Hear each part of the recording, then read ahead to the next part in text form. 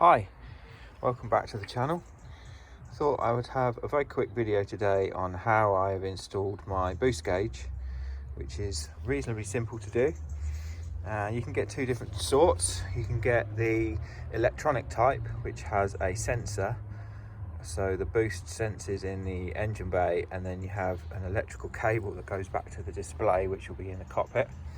Or you can get a traditional type where the boost sensor hose plumbs all the way to the back of the gauge inside.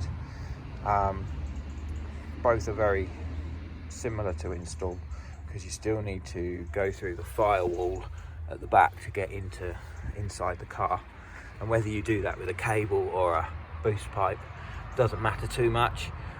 Maybe the cable is slightly thinner, so it's potentially a bit easier. There's lots of places to take pressure from, because all you're reading on the boost gauge is pressure, so the pressure that the turbo is putting into the engine. So I've done it after the throttle, so any takeoff from the plenum chamber will give you boost pressure and vacuum.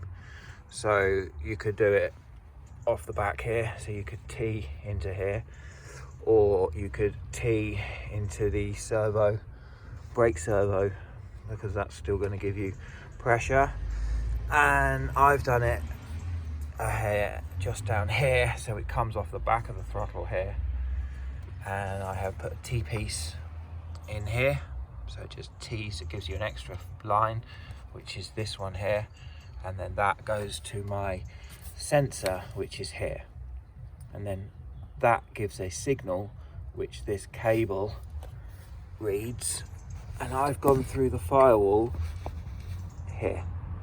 So that is a reasonably large grommet, so I have just poked a hole in it with a tiny slit, made the hole for the cable, and then put the grommet back in,